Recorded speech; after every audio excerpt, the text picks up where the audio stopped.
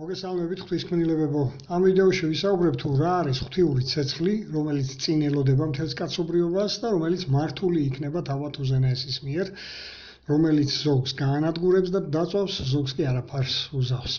მანამდე კი მოკლედ იმაზე, რატომ არა სააღდგომო დღესასწაულზე ეგრეთ წოდებული გადმოსული ცეცხლი, ღვთისაგან გადმოსული, რომელიც სინამდვილეში უფრო ფოკუსია ტურისტების მისაზიდად და ფულის საკეთებლად. გავიხსენოთ რა წინასწარმეტყველეს პირველ საუკუნეში ქრისტეს მოციქულებმა და ნახოთ როგორ სრულდება ეს დღეს მსგავსი სასწაულებზე დაკვირვებით. გამოვიყენებ საპატრიარქოს მიერ გამოცემულ 1999 წლის თარგმანს ბიბლიას, ტიმოთეს მეორე წერილი ნახეთ ახალ აღთქმაში, მეოთხე თავი, მესამე მეოთხე მუხლები. რადგან ასეთი დრო მოვავა წინასწარმეტყველებენ მოციქულები, ასეთი დრო დადგება, როცა ადამიანები აღარ გაიზიარებენ, ანუ აღარაფრად ჩააგდებენო წმინდა წერილების კრებულს, აი ამ ჯანსაღ მოძღვრებას, რასაც ჩემს ვიდეოებში თვალს ადევნებთ ხოლმე ბიბლიიდან მოყვანილ მონაკვეთებზეა საუბარი და ამის საპირისპიროდ შეკრებენო, შეარჩევენო ეგრეთ წოდებულ მოძღვრებს, ანუ როიციან ხოლმე მე ჩემი მოძღვარი მყავს, აი ამ მოძღვრებზე აქვს საუბარი, რომლებიც მრავლადანიან სოციალურ ქსელებშიც, რათა მათ ქადაგებებს უსმინონ, თუ რომელი ქადაგებების არალი თუ ვაკვირდებით დაფუძნებული აი ამ წმინდა წერილებზე, შეიძლება რაღაცა მონაკვეთები აქვთ ხოლმე აღებული, მაგრამ მთლიანობაში არ აფუძნებენ თავიანთ საუბრებს აი ამ წმინდა წერილებზე, არამედ მათთვის სასიამოვნო მოსასმენის ზღაპრები ავაქაც არის წინასწარმეტყველებაში და ზოგადად ადამიანებს ბავშვობიდანვე სიამოვნებთ ხოლმე კეთილი ზღაპრები, მაგრამ აი ამ ზღაპრებს არაფერი საერთო არ ექნებოდა ჭეშმარიტებასთან. ახლა ვნახოთ თავად იესოს წინასწარმეტყველებას, თუ რის საფუძველზე ვამბობ ამას, თუ რა იქნებოდა დამახასიათებელი უკანასკნელი ჟამისათვის, რითი იქნებოდნენ ადამიანები აჯიტირებული. ნახეთ, აგერ თუ ნახავთ პირველივე სახარება ახალ აღთქმაში, მათეს 24 თავის, ეს ამ თავში საერთოდ ნიშნებზე წინასწარმეტყველა იესომ, მის მეორეთ მოსვლის წინ რა ნიშნები განვითარდებოდა და 24 თავის 24 მუხლი. დავაკვირდეთ, რომ თავად იესომ, ჩვენმა მოძღვარმა და წინამძღოლმა, ჩვენმა უფალმა, თავად მოგცა გაფრთხილება, რომ არ ავყვეთ ქრისტეს სახელს ამოფარებულ ცრუ ქრისტიანებს, მართლმადიდებლობას ამოფარებულ ცრუ მადიდებლებს, რომლებიც ირწმუნებიან, რომ მათთანაა ქრისტე, რომ ისინი არიან ქრისტეს მიმდევრები, რადგან მაცხოვრის საფლავზე თურმე ცეცხლი გადმოდის და ამით ასაბუთებენ ამას, რომ ვითომც თავიანთი რელიგია არის მართებული. მაშინ, როდესაც თავად უფალი ამბობს, აგერ აქ ვკითხულობთ გარკვევით, რომ არ დაიჯეროთო აი ამ სასწაულებისა, რომელსაც მე კი არ ვახდენო. თავად ისინიო ჩემის სახელს ამოფარებული ცრუ ქრისტიანები მოახდენენო ამასო. და მიზანიც იკითხება აქ, თუ რატომ მოახდენენ მსგავს სასწაულებს, რომ თვითონ რჩეულებიც კი შეასწინონო, ანუ რჩეული ადამიანების გადასარწმუნებლად, რომ ვითომ ესაო მართებული გზა, ქრისტესი მართებული თაყვანისცემა. ამიტომ ვინც ჩვენ ჭეშმარიტად ქრისტიანები ვართ, ვუჯერებთ ყოველთვის პირველ წყაროს, თავად იესოს სიტყვებს და სამოციქულო დედა ეკლესიის მიერ მოცემულ სწავლებებს, რომელიც გარკვევით იკითხება აგერ წმინდა წერილებში. ადამიანები აყოლილები არიან სანახაობებს, რომელსაც შემოქმედი ღმერთი არასოდეს გამართავს. უზენაეს ღმერთს არ სჭირდება ეგრეთ წოდებული ფოკუსები იმისათვის, რომ ჩვენ დაგვარწმუნოს თავის არსებობაში. და სასწაულებით მიგვიზიდოს თავისკენ. ეს არ ჭირდება ღმერთს. ეს კი არა და თვითონ იესოც ცდილობდა ხოლმე, როდესაც ღვთისგან მომდინარე სასწაულს მოახდენდა, სანახაობად არ ექცია. აგერ მაგალითს გაჩვენებთ, ერთ მაგალითს ესეთი ბევრია ბიბლიაში, მათეს მე-9 თავი თუ ნახავთ, 28-დან 31-ს დაურთავ. აი ამ მონაკვეთებში საუბარია უსინათლო ადამიანებისთვის თვალის ახელაზე და მიაქციეთ ყურადღება 20-ე მუხლში ხაზგასმული მაქვს აგერ. იესომ აუკრძალათ აი ამ სასწაულის გახმაურება. მისი მიზანი არ იყო, რომ მაინც და მაინც სასწაულმომქმედი ეძახათ მისთვის. არამედ ის ცდილობდა, რომ ადამიანებს ის დაეხსომებინათ, როგორც ჭეშმარიტების მაცნე და ასეც იყო, ხო, მას მოძღვრად მოიხსენიებდნენ და თვითონაც ასე მიწოდეთო, როგორც მოძღვარიო და არა სასწაულმომქმედი, რომ ის ადამიანებს მოძღვრავდა ღვთიური სწავლებით. ის სასწაულების სანახაობის მოწყობის მიზნით არასოდეს არ იყო მოსული და არც გამართავდა მსგავს რამეს. ცირკში რო იმართება ხოლმე რაღაცა ფოკუსების მსგავს, ხო? და არ მოახდენავს გავს სასწაულებს. ყოველთვის მისი მიზანი, მისი სასწაულები მართული იყო იმ მიზნით სხვადასხვა კატეგორია ადამიანებს რომ დახმარებოდა და ყოველთვის მის სასწაულებს კონკრეტული შედეგები ჰქონდა. იესო მომავალში კლავაც მოიმოქმედებს გასასწაულებს არმაგედონით დაწყებული და მის შემდგომ, როდესაც უკვე მისი 1000 წლიანი მმართველობა იქნება, როდესაც კლავ განკურნავს არმაგედონ გადატანილ ადამიანებს ყველანაირი დაავადებებისაგან, ისეთი დაავადებებისაგან განკურნავს, რომლის წინაშეც დღეს მედიცინა უძლურია, უფრო მეტიც ის სიცოცხლეში ხელახლა მოიყვანს ადამიანებს გარკვეულ ნაწილს, აი ეს იქნება ნამდვილი სასწაულები, რომელშიც სამწუხაროდ ეჭვიეპარებათ ხოლმე ქრისტეს სახელს ამოფარებულ თვითმარქვია ქრისტიანებსაც კი. და თუ ვინმეს ახლა აი ამ საკითხზე დეტალები გაინტერესებთ, რომ ეს ჩემი ფანტაზია არა და რომ ეს ნამდვილად უნდა მოხდეს არმაგედონის შემდგომ, შემოდით ჩემს გვერდზე და მოისმინეთ რიგით 28-დან 35-ის ჩათვლით ვიდეორგოლები, იქ მაქვს ეს არგუმენტები მოყვანილი წმინდა წერილებიდან, თავად იესოს სწავლებები, იესოს სიტყვები და აი ასეთი სასწაულები ელოდება წინ მორჩილ ადამიანებს და არა ეს რაღაც სანახაობები და ფოკუსები, რომლის მიზანი ადამიანის გაოცება მხოლოდ და როგორც იესომას თქვა, მორწმუნე, მართლა გულით მორწმუნე ადამიანების ჩამოშორება ქრისტეს გზიდან. მე იცით რა მიკვირს თქვენი ადამიანებო, ის რაც ბავშვობაში გიკვირდათ და გაოცებდათ, რატომ ახლა აღარ უფიქრდებით ამას? განა შეიძლება აი მაგალითად ასანთით ანთებული ცეცხლის სასწაულად შერაცხოთ, უძახოთ პირდაღებულებმა რა სასწაული, როცა თავად სამყაროა სასწაული. რატომ შეწყვიტეთ ამაზე ფიქრი? ეს ყველაფერი ხომ ერთ დროს არ არსებობდა. ამას ხომ ათეისტი მეცნიერებიც აღიარებენ, მაგრამ დღეს სიცოცხლეს ჩქეებს პლანეტაზე. განა თვითეული ქმნილება სასწაული არაა? თუ კი დააკვირდებით ნებისმიერი ქმნილების თავისებურებას და უფიქრდებით მათ თვისებებს. ხო? შორს წასვლა არაა საჭირო, ჩაიხედეთ სარკეში, დააკვირდით თქვენ საკუთარ თავს, განა სასწაული არა ხართ პირადად თქვენ. აბა დაუფიქრდით რომ ერთ დროს არ არსებობდით. დღეს კი ასეთნაირად გამოიყურებით როგორიც ხართ. შეგედრებათ ახლა პირადად თქვენ ნებისმიერ თქვენგას, ვინც მისმენთ რომელიმე ასამწე გაკრული ცეცხლი. როგორ არ ფიქრობთ ამაზე უკაცრავად აი ამ შედარებისათვის და ადამიანი გადააფურთხებს და 25 წლის მერე რომ მივა იმ გადაფურთხებულზე ნახავს რომ ადამიანია აღმოცენებული და თან მერე ის შენ აი ამ გადაფურთხებულზე აღმოცენებული ადამიანი გელაპარაკება და ჭკუას გასწავლის. აი ესაა სასწაული. აი ეს რაღაცა კალმის წერით რომ წერტილს დავსვავთ ხოლმე წინადადების ბოლოს. აი ამ ხელები ვიყავით. აი ამ წერტილში, რომელსაც მეცნიერებმა DNM უწოდეს. აი ამ პატარა წერტილიდან დავიწყეთ და გავხდით აი ამ ხელები. რა ხელებიც ახლა ვართ. მეცნიერებმა აი ამ DNM-ს, აი ამ წიგნი უწოდეს, სადაც ინფორმაცია ქიმიურადაა ჩაწერილი ჩვენს შესახებ. და რაც უფრო გასაოცარია და მართლა სასწაულია, აი ეს წიგნი განსაზღვრავს იმას თუ ვინ ვართ ჩვენ.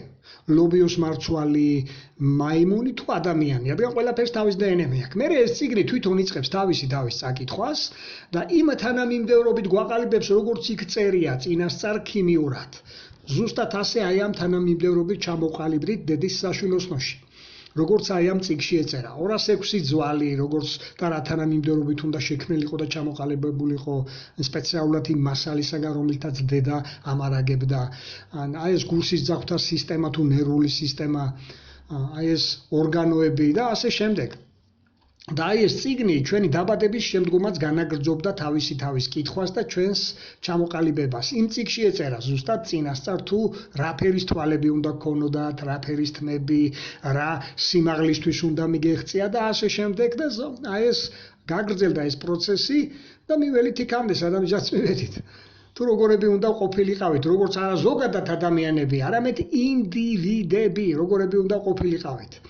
და ეს აღმოჩენა აი ამ წიგნის შესახებ, DNM-ის შესახებ მეცნიერებმა 1960 წლიდან გააკეთეს, მერე დახვეწეს და აი ამ ჯერ კიდევ აი ამ მეცნიერულ აღმოჩენას რამდენით ასწრებს წინ წმინდა წერილები. იმიტომ რომ ჯერ კიდევ ძველი წელთაღრიცხვით ეწერა ფსალმუნებში ამის შესახებ და მე განხილული მაქვს ეს სხვა ვიდეოში.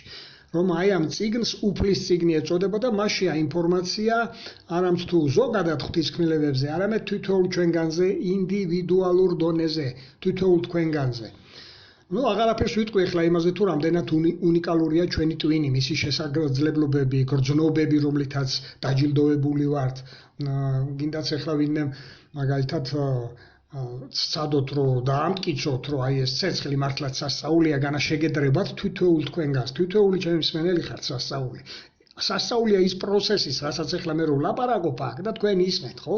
მართალია ჩვენ ადამიანებმა ეს ტექნოლოგიები მოვიგონეთ, რომლის შესახებაც გარკვეულ მანძილზე შეგვიძლია მოვასმენოთ ჩვენი აზრების ხვებს, მაგრამ თვითონ აზრის მოსმენას უგულისხმობ. ერთი რომ საუბრობს და სხვა რომ ისმენს და იაზრებს მის საუბარს და რომ წარმოისახავს, წარმოიდგენს. ეს პროცესი თავად სასწაულია. და ის ფოკუსი რა არის ახლა ამასთან შედარებით ის რაღაც ცეცხლის ანთება. დავაკვირდეთ სარკეში საკუთარ თავებს და ნებისმიერი ღვთის ქმნილებას, თუნდაც მაგალითად ბალახის ღერო რო აიღოთ, შეგიძლიათ იგივე გაიმეოროთ ანალოგი. შექმნათ, ხო? სასწაულია ბალახის ღერიც კი, წვიმის წვეთიდან დაწყებული. ნებისმიერი რამ თუ რამე არსებობს, ხო? ხილული თუ უხილავი.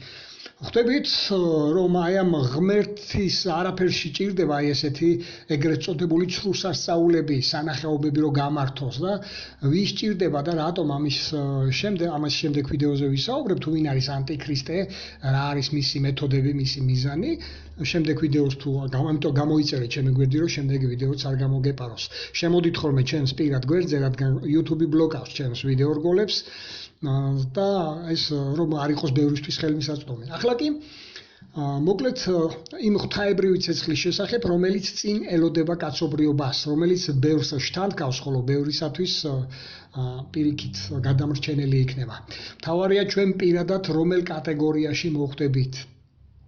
თუ გახსოვთ, ოდესაც იესო აი ამ ქვეყნიერების აღსასრულზე საუბრობდა, მან პარალელი გაავლო სოდომისა და გომორას განადგურებასთან. ნახოთ ლუკას სახარებაში, აგერ დაუთავა მონაკვეთს მე-17 თავია, 22, 29, 30 მუხლები.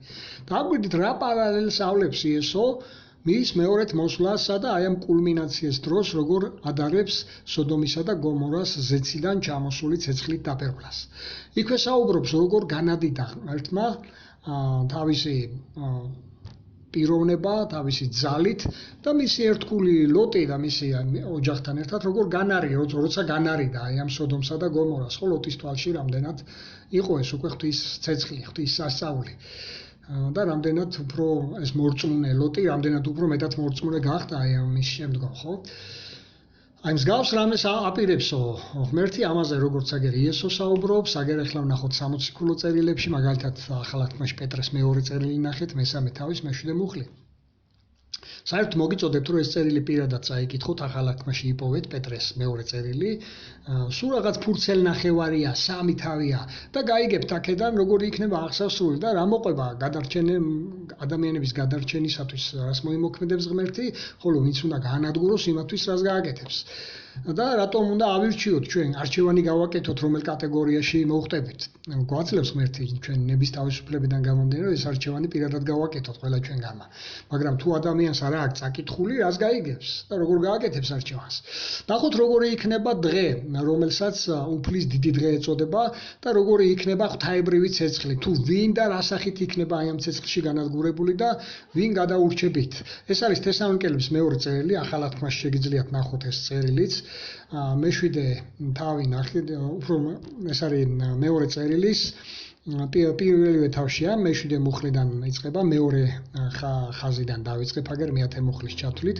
აქ საუბარია იესოს მეორედ მოსვლის კულმინაციაზე, არმაგედონის დღეზე. ამ მე-7 მუხლის მეორე ნაწილში ვკითხულობ, რომ იესო არ იქნება მარტო აი ამ დროს, მას უკვე ის მარტო აღარ მოვა, მას გვერდით ეყოლება ანგელოზების განსაკუთრებული რანგის ქმნილებები, რომლებსაც ბიბლია ქერუბიმებად მოიხსენიებს. სწორედ ისინი, რომლებიც დაუყენა ცეცხლოვანი מחვილით 60-ს, როდესაც იცავდა როცა ადამი და ევა გამოაძევეს, მათ მოყავთ ხოლმე ძირითადად განაჩენი სისრულეში, ღვთის განაჩენი, რადგან მერვე მუხლიდან ვიგებთ, რომ აი ამ შურისგების დღეს ცეცხლის ალში იესოს ბრძანებას როცა გასცემს, აი ამ ბრძანებისთანავე ქერუბიმები ცეცხლის ალში აღასრულებენ ზეციერი მამის ამ განაჩენს, ბოროტ და უსამართლო კაცობრიობაზე. და განადგურებული იქნება ადამიანის ორი კატეგორია, აქ გარკვევით იკითხება. მერვე მუხლში ნახეთ მეორე ნაწილში პირველი ესენი არიან ღმერთის აი ამ კონკრეტულ შემთხვევაში ზეციერი მამის არმცნობნი, ვინც არ განავითარეს ურთიერთობა ზეციერ მამასთან და სიცოცხლის წყაროსთან, ვიზეც გვასწავლიდა თავად იესო და ვიზეც მე პირადად ჩემს გვერდზე მიდევს მიძღვნილი მაქვს ვიდეო რგოლები, შემოდით და 9-დან 15-ის ჩათვლით, 48-დან 57-ის ჩათვლით, 70-დან 80-ის ჩათვლით გაეცანით ამ ვიდეო რგოლებს, რომ გაიცნოთ ახლო ზეციერი მამა, გაიგოთ მეტი ინფორმაცია მიიღოთ მის შესახებ. რომ განავითაროთ მასთან პირადი ურთიერთობა. ხოლო მეორე კატეგორია, რომელიც ასევე იქნებიან განადგურებული აი ამ ცეცხლის სალში, არიან იესო ქრისტეს ეგრეთ წოდებული მორწმუნეები, აი თავგამოდებულ მორწმუნეებად რომ მოაქვთ ხოლმე, მაგრამ ურჩებათ მოიხსენიებს აგერ იესო.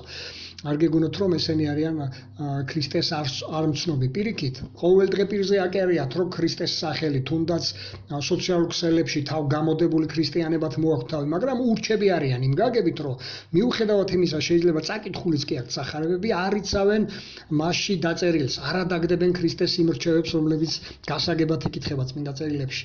და აქ 91-დან 86-ის ჩათვლით მე დავდე ჩემ გვერდზე მსგავსი ვიდეოებით, შეგიძლიათ მოისმენოთ ამ მონაკვეთსაც თუ ნახავთ. და ახლა ვნახოთ თავად იესომ რა თქვა მათეს სახარების მეშვეთავის 21, 22, 23 მუხლებს დაურთავ. აქ მივაქციოთ ყურადღება რომ ბევრი რომ მიმართავს ხოლმე უფალო შეგვიწყალე, უფალო შეგვიწყალე, უფალო შეგვიწყალე, შეიწყალებს მათ იესო. რას უსვავს თავად იესო ხას?